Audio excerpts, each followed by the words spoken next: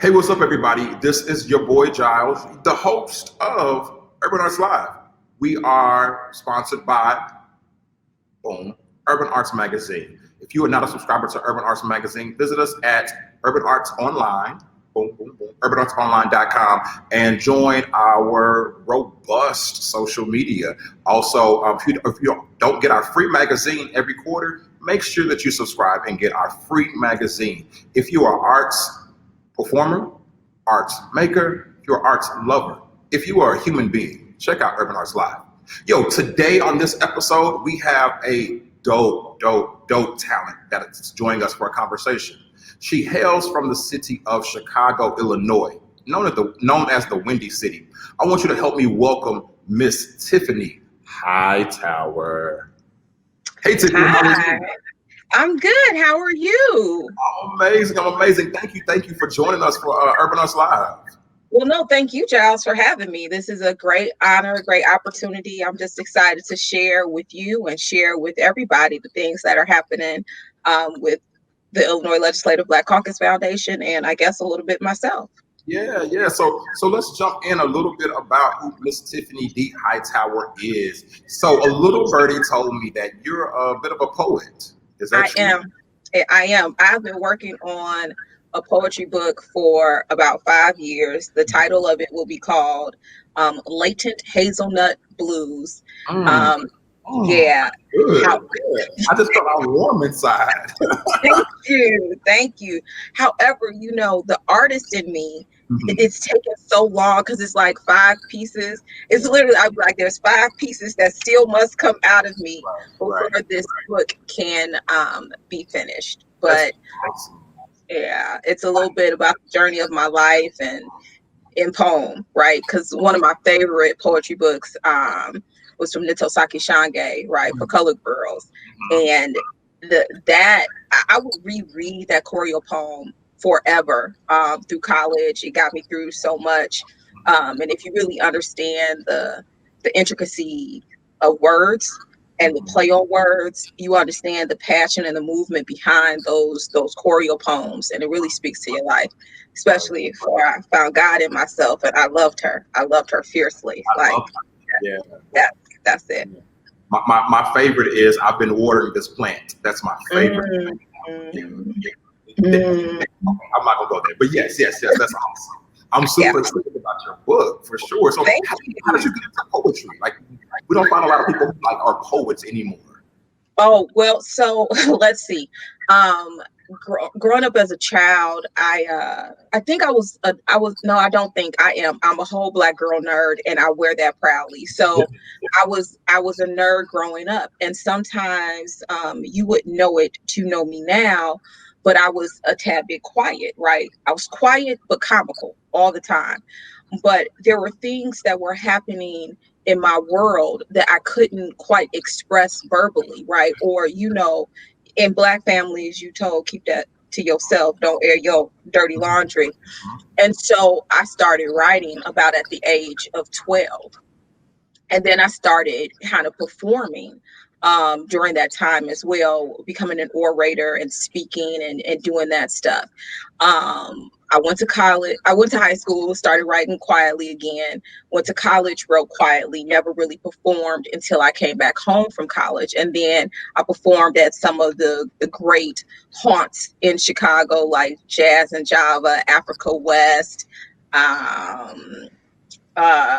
Cinnabar used to be really, I'm so aging myself right now. It used to be, if anybody asks you, I'm between the ages of 25 and 32. I saw something where Beyonce was either 37 or 46, and I said I like that plan. I'm on that plan. Okay. So I started performing, and then I came back from performing, kind of got into some other stuff, but still kept writing. And whenever the spirit moves me, I get up, I write in the middle of the night. Some of the things that are going on in the world definitely have moved me, right? When the I Can't Breathe stuff started happening, way before the new 8 minute and 46-second clip.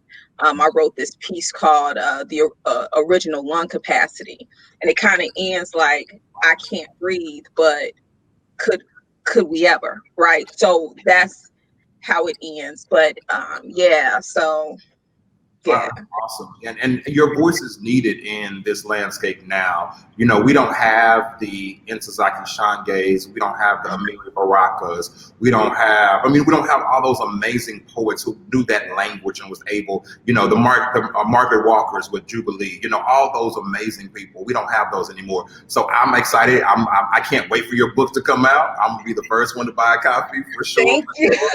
Thank you. We'll talk about it on live. We'll bring you back on and talk about the poems. Yeah, for sure. Thank you. I would love to. I'm really excited about that book. It's my passion. It's my passion piece, right? Yeah. And it speaks to kind of that kind of choreo poem like Nintosaki, but Right. it's just a little different, but love it. Right.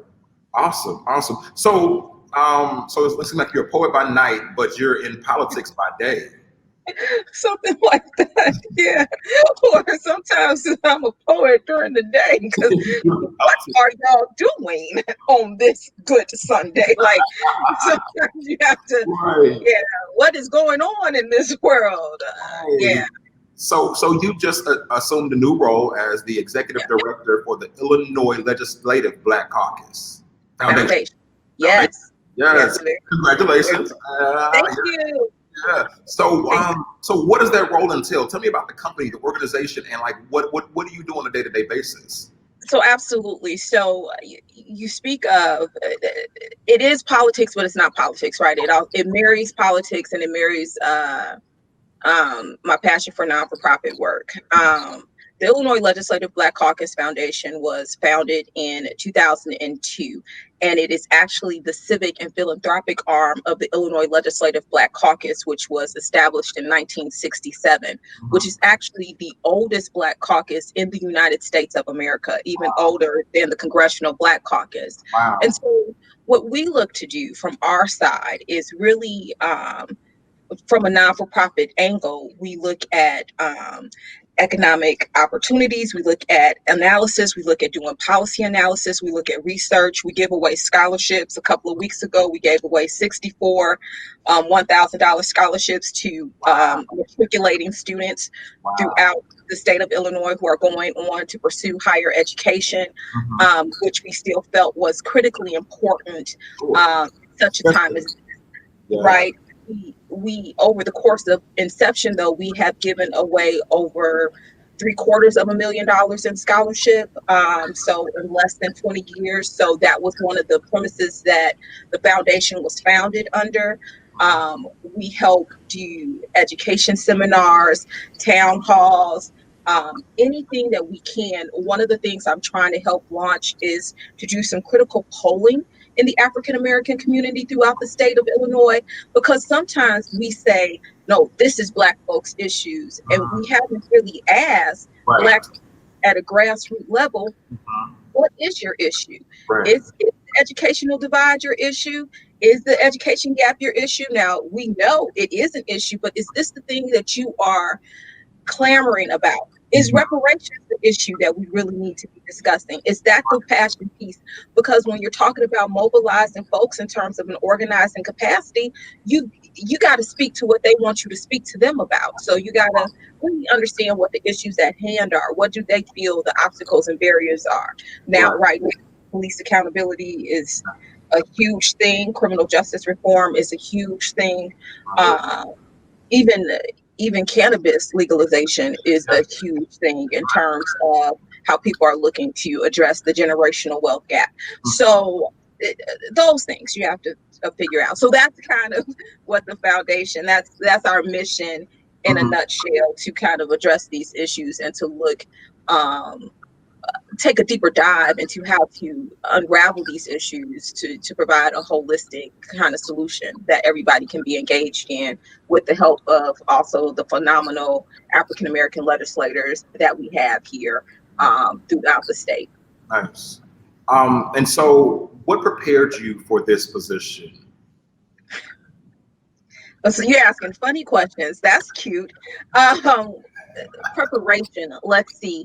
You can say that. I got you. So the normal technical answer would be, yeah, education prepared me, right? I went to school. I did all the good stuff. Yeah, nope.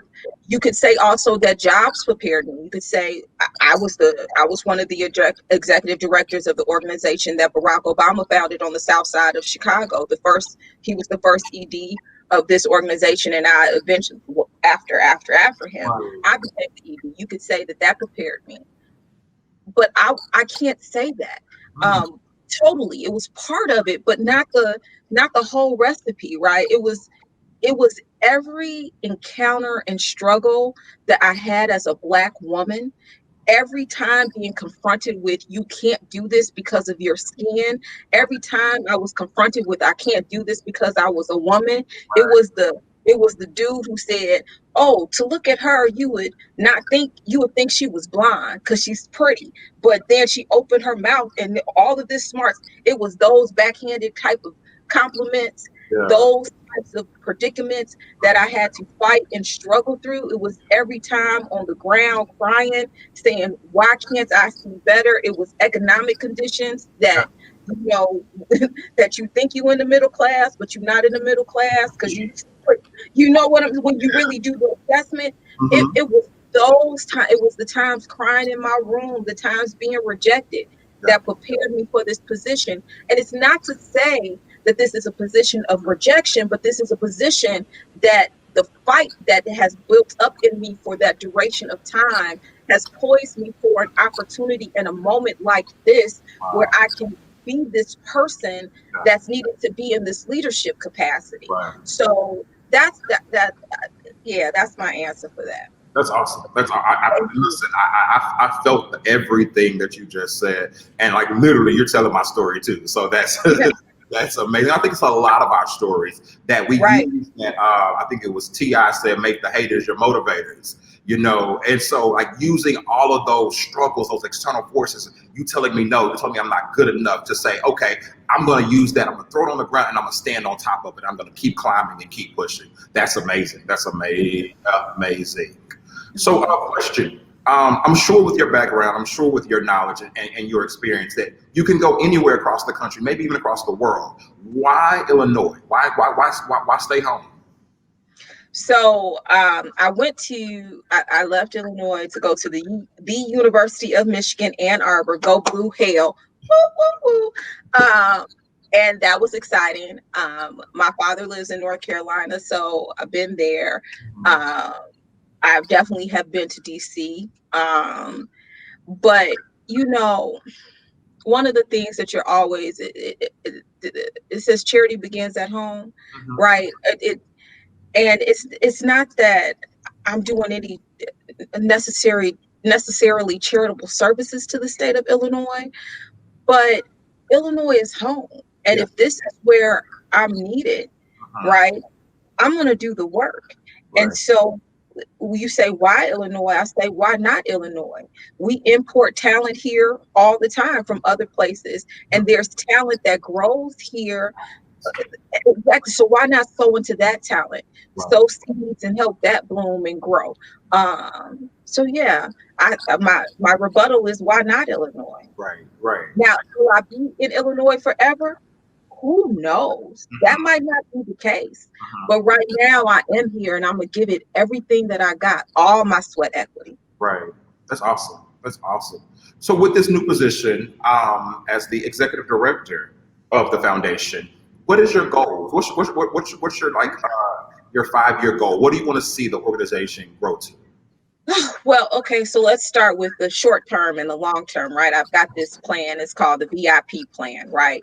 It's called Visibility, Infrastructure, and Programmatic Pipeline. So one of the things that I would love to do, like in the first interim, which I've been really kind of pushing for, is highlighting the brand, right? There are only maybe a little over 20 Black Caucus foundations throughout the United States of Illinois, right? So I think when we have such a short number of such broad talent that represents so much, it's important to elevate the visibility. Infrastructure, it's very critical that we look at strengthening the infrastructure of our organizations such as this. Like, great people and great things have come out of the Illinois Legislative Black Caucus.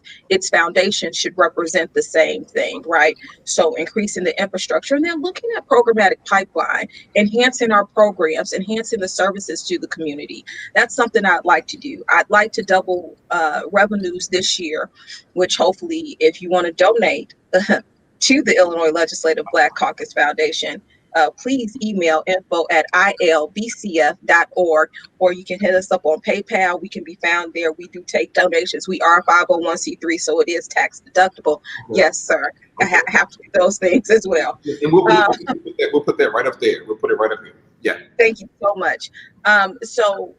So that is what I would like to do, like in the short term. Now, when you talk about 5 years, I'd like this to be a multi-million-dollar organization, right? That is not only giving $64,000 worth of scholarships, but have some top-tier scholarships. So we're giving $100,000 in scholarships a year.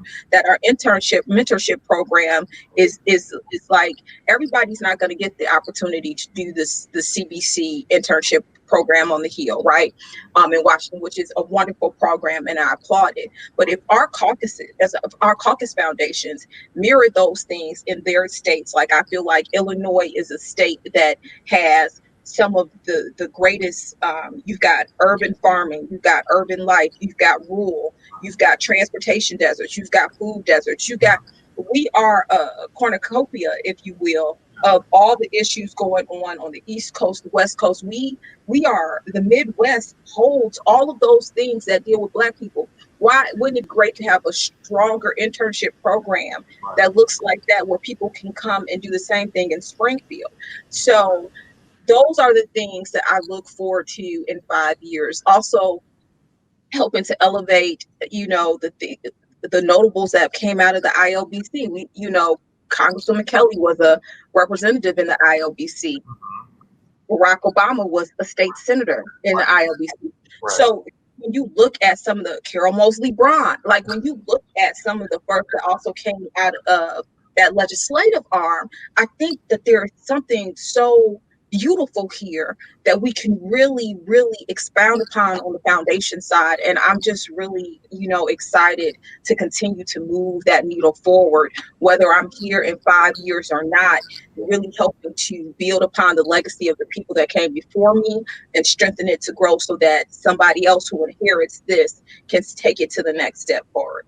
Wow, I hear all the passion, and I love it. And it's good to not have a job that you just go and hit the clock, but something that you're truly passionate about. And I see that you definitely bring passion to that position, and it's enlightening, and it's very encouraging for me too. Yeah, so I'm a nonprofit baby. I've been in nonprofit my entire career. Stepped out a little bit with education. That's still nonprofit.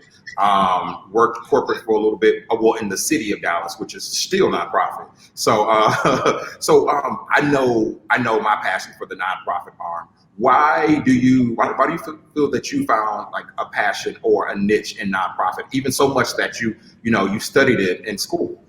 I sure did, right? Like, I have a whole master's of science in it. Right. So here's the deal. I believe that non-for-profit work is critical to the safety net and the social service safety net that we try to build, right? When we're giving community service and things of that nature, I just believe it's imperative, right? Because non-for-profit work, and it's not to say that corporate work doesn't, but non-for-profit work hits you at a heart base, right? And the other angle to that, though, is that we need to also run our non-for-profits, right, like corporations, because they still are corp. Yes. So I looked at that angle of when you talk about capacity building, like when you look at violence reduction work, right? most of the people that are doing the good work that is really transformative are small community-based non-for-profits, Yeah. right? But then people don't sow money into those small non-for-profits, Mhm. community-based non-for-profits, because they're small, or they say capacity building, or they want to give it to a more established, Mhm. Mhm. more more stab Uh-huh. more Yeah. established organization that doesn't have the same roots in the community and is not touching and getting the same results. Mhm. So the reality is, I started looking at that and I said, well, why not just help build the capacity and strengthen the infrastructure and the foundational inputs of our non-for-profits? So Right. then I started studying it, because it's not an issue of whether the community-based non-for-profits are doing the work, because they're doing the work Right. day in and night. They sleep, eat, and breathe it. So Right. let's figure out how we can design matrix and design research things, and Mhm. let's look at the language here, and let's build here, so that it's kind of, um if I can sow a seed there, Right. right, be helpful in any way, I want to, because non-for-profit is the heart of the world.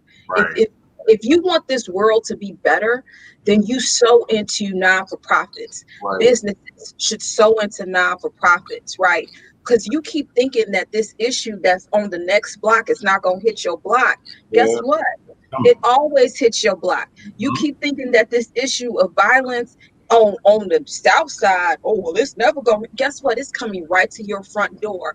If Right. we do not stop putting band-aids on gushing wounds, right, and don't look at cauterizing the situations for the problems that are going on in this world, we Right. will continue to repeat cycles and get what we get. And the same problems you thought you were running from are going to hit you right and knock you right smack in the face on your front door. So that's why I Yeah. I stay in non-for-profit and I study non-for-profit. So I love it. I love it. I love it. I love it. Listen, I need you to be my not-for-profit mentor. okay, I'll try. Remember, I'm just 32 now. Yeah, just So I know, I know. We'll be peers. It'll be peer okay, to peer. thank you. Yeah, because Thank you. I'm just 27. Okay. That's okay. I like it. I like it. Right, right, right. So, with the Illinois Legislative Black Caucus Foundation, Woo! yeah, see, I'm doing good, right? Doing You are, good. you are catching it. Yeah. So, what are some of your flagship programs that you offer to the community? So great. So I already mentioned the scholarship program. So Mhm. we do an annual golf outing every year, which we raise money for scholarship. We just had our socially distanced safe golf outing a couple of weeks ago, or it feels like a couple of weeks ago, but it might have been a week ago though. I don't know right now. It might, no, right, maybe 10 days, 10 days. And so we do that program. We also have a couple of events that we run throughout the year, which is we do a Black History Soiree, which we were able to accomplish right before the pandemic hit. We usually do a youth civic engagement day in May, where we bring youth from all over the state of Illinois to the Capitol. We were not able to do that this year because of the pandemic. Um, what we did do though, for Juneteenth, is we packaged close to 20,000 pieces of PPE, and we spread it throughout the state of Illinois for and had it passed out in some of the marginalized districts and some of the districts that our senators and our representatives provide service for. So we did that during Juneteenth, and so that was a big launch. We pushed the census, of course, because please, Yes. be counted, online, the phone, Right. Right. mail it in, Yeah. uh, be counted, be counted. It's so important. So we Right. did that. Tonight we will be actually previewing a film called All In, the Fight for Democracy, and doing a voting rights panel afterwards.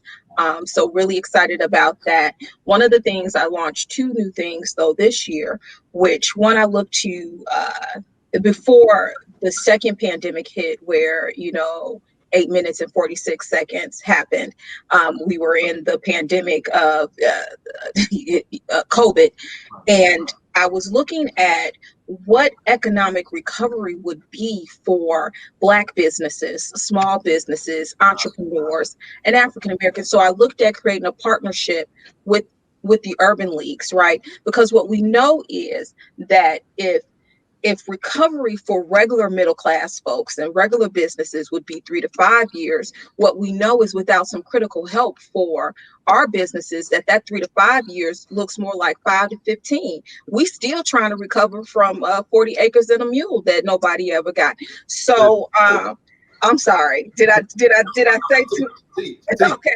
So if we know that is the issue, then we need to be a little bit more proactive on the front end of how can we create some of these recovery tactics? How can we create triage centers and how can we encourage small businesses to come back because they are shutting their doors, right? If we thought that the unemployment rates for African American and we thought that the generational wealth gap for African Americans were big, we're looking at some ravishing grave results coming out of the pandemic. So if we're not looking at it from the front end to get a handle on how can we encourage entrepreneurs, how can we speak to all these people that say, oh, I got Black Lives Matter dollars. Yep, we want your dollars.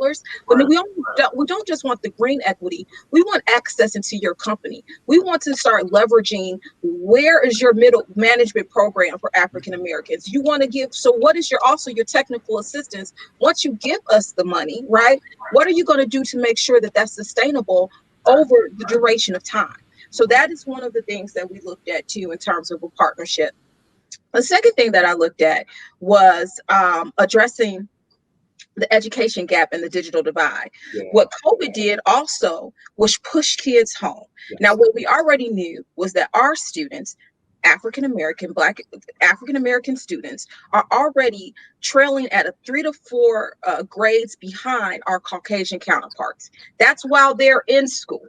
Right. Now, if you're sending them home, right, where all the home environments that you're sending them back to are not always conducive for their learning environment, but also you're sending them home where they might not have the tech that they need, they might not have connectivity, all of that. We already knew that there was a broadband internet issue going into this. So now you're saying go home, remote learn at home. Now, most of our people are the essential workers, right? If mom is the essential worker, then who's taking care of kids? That might be the senior or grand, because childcare was decimated too, right? During COVID was kind of pushed back. Right. So now what are we doing? So we looked at it and we're currently in the process. I'm probably about $25,000 away from goal of raising money to get 600 families the computers that they need, to give them the computers that they need, and to also have two things to go along with that.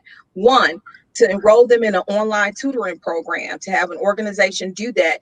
Two, though, to provide technical assistance for whoever now is the learning caregiver in the home. Because if that is a senior, right, if grandmother and grandpa are now being responsible for that, grandmother and grandpa might not know what Control-Alt-Delete is, might not know how to log them into a Zoom program, might not be able. I mean, I was raised by a secondary caregiver who is my grandmother, and that, ask her to do the computer right now, she's asking me how to just send something.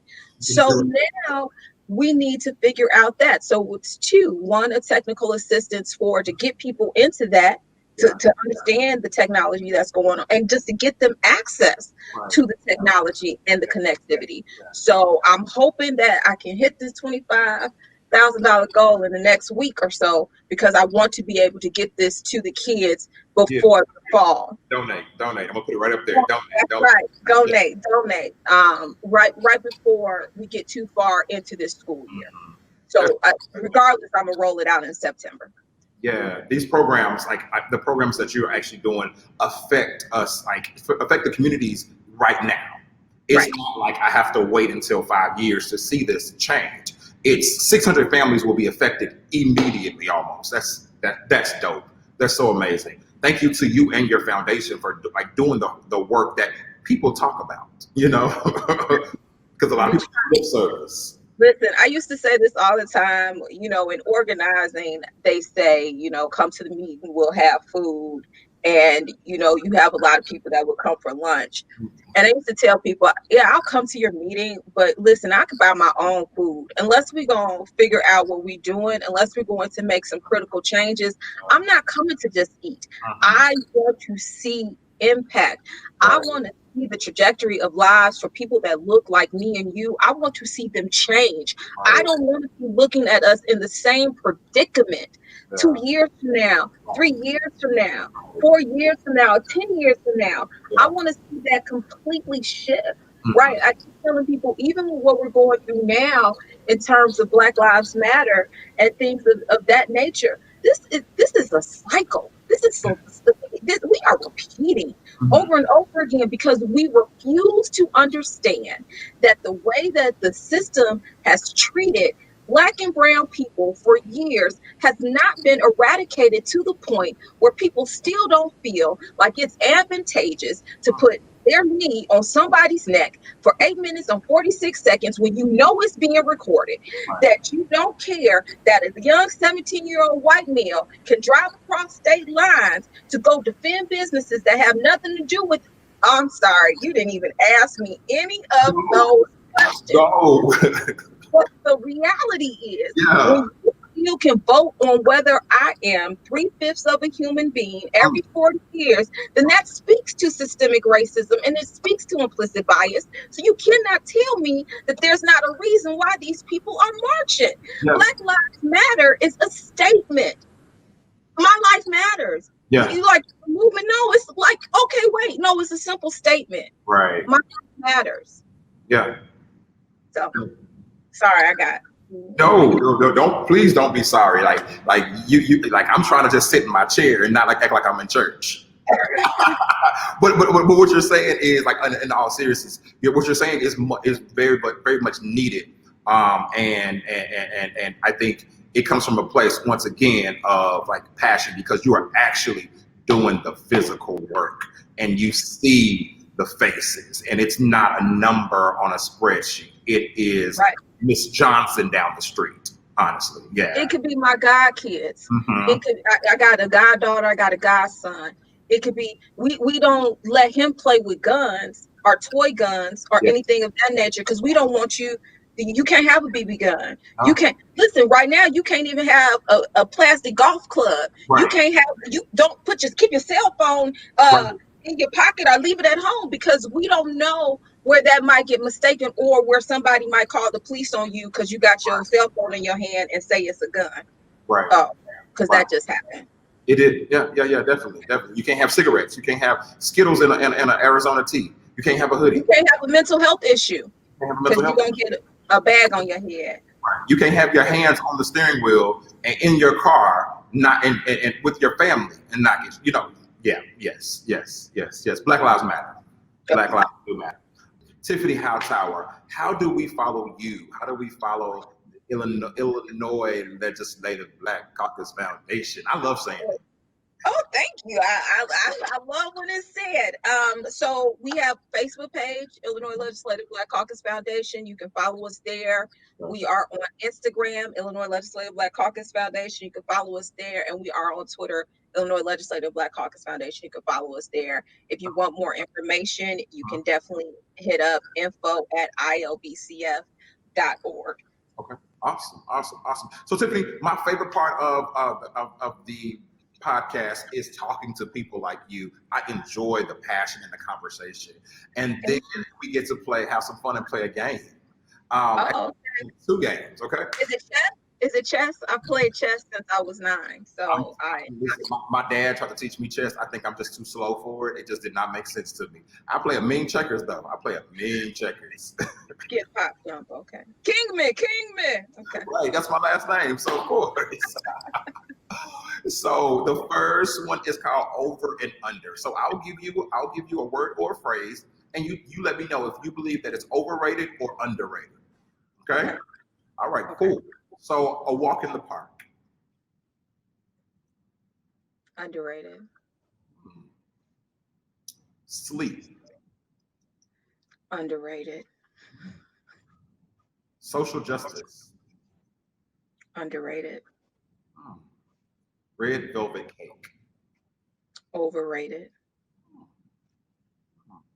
Winter. Can I say just like if I don't have to be in it and the snow is outside, Okay. beautiful. Okay. If it's like 10 inches of snow and I got to go out and it's the dirty kind of snow like you get in Chicago with the dirty tracks, Right. That's a little bit overrated. Okay. So first fall of snow, underrated. Okay. Dirty snow, overrated. Gotcha. Winter coats, beautiful though, underrated. Okay. Black Lives Matter. Underrated. Dirty. Because you don't value my life. So go ahead. I got you. No. Let's do this. South America. No, trending. Okay. No answer for that. Trending. Okay. And last one. Illinois Legislative Black Caucus Foundation. Underrated. Pay attention. Get your weight up. Get your weight up. Oh, that was easy. That's our second game. Okay. It's or that. So this is a rapid fire. Don't think about it. Whatever comes first in your mind. No think about it. I just told you I played chess. What are you talking about? No explanations. You can't study the board. You can't checkmate. None of that. So I'll give you two things. You pick one of them. Okay. All right. Strawberry or blueberry? Strawberry. Summer or fall? Fall. Cruise, beachfront? Beachfront. Sweater, tank top? Sweater.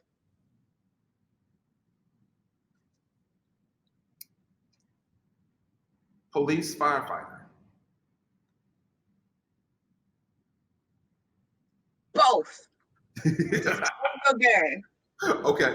Thank you both. Thank you for your service. Okay, gotcha. Okay, so let's see what you say about this one. Protesting, policy making? Ooh. Policy making. Okay, that's it. That's this or that. Oh, wow. Tiffany Hightower, thank you so much. Thank you for what you're doing in the community. I really like just listening to your story and feeling your passion. I really am excited about watching what the Illinois Legislative Black Caucus Foundation, see, I told you I love saying it, what they continue to do. And under your leadership, I am sure that it's going to be super dope. Thank you so much. We're sure. I really appreciate it. Yo, family, make sure that you go and like, share this broadcast. Make sure you like the Illinois Legislative Black Caucus Foundation. Follow them on all social medias. Make sure you follow us on social media if you're not doing it yet. Donate. It's going to be right over there, right up here. Make sure you donate to their organization, what they're doing. Support. Yo, this has been another episode of Urban Arts Live. I'm Jiles. I'm your host. Thank you so much, Tiffany D. Hightower, for joining us. Y'all be blessed. Thank you.